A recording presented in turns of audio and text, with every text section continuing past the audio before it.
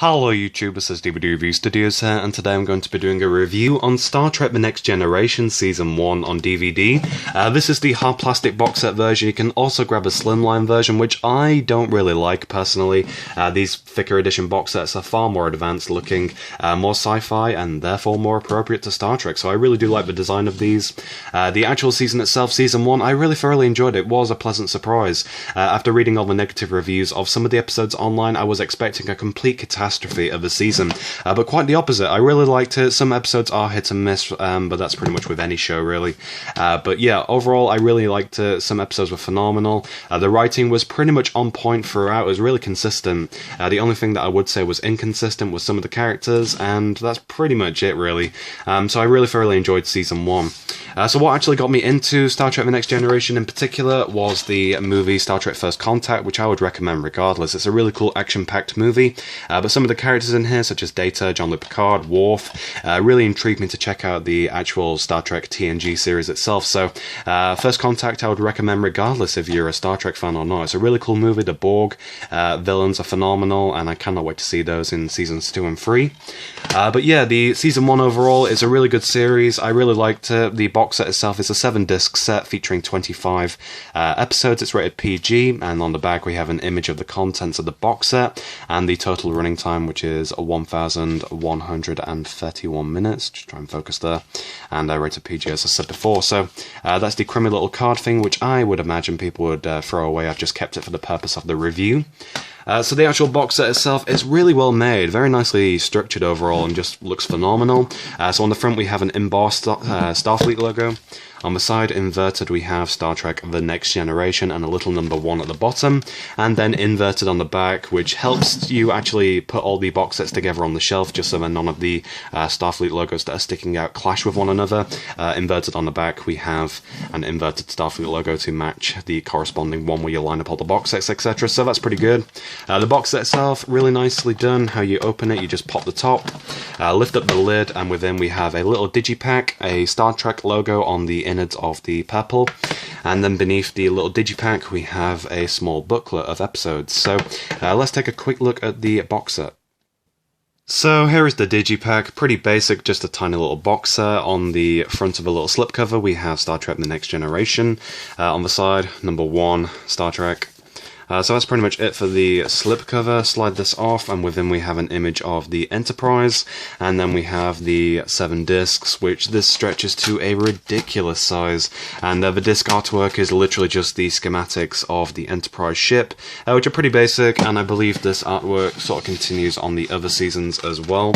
So I won't show all the discs anyway, but that's pretty much it for the disc artwork. And if I flip this over, on the opposing side, it's literally just a really cool space design, the Enterprise on there like I showed before, and that's pretty much it.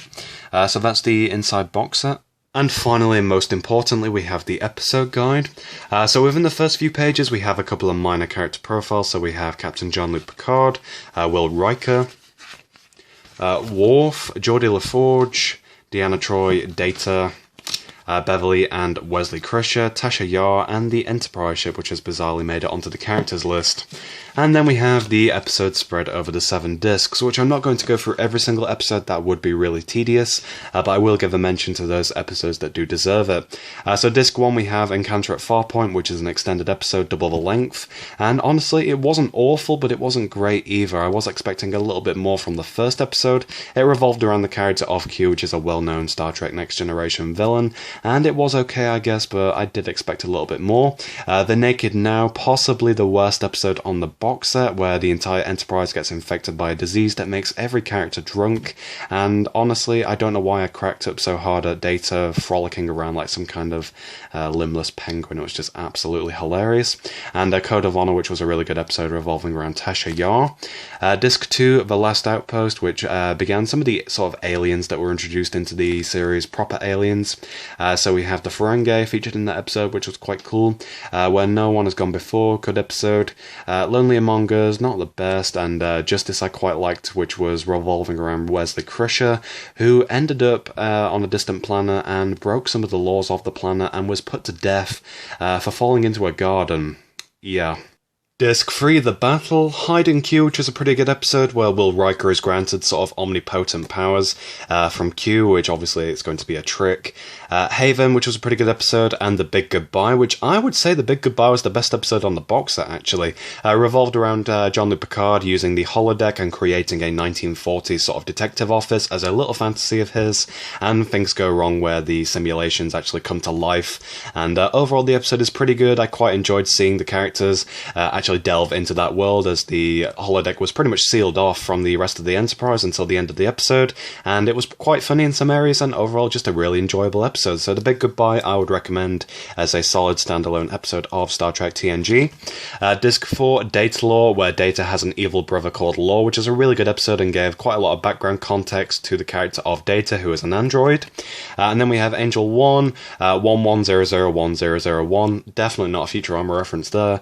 The episode revolves around some characters, or aliens rather, known as the Bynards, who try to save their home world by taking over the Enterprise. A pretty good episode.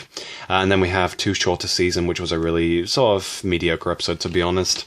And then we have Disc 5, When the Bow Breaks. I really didn't enjoy that episode. That was probably the creepiest episode on the box set. Home Soil, quite good.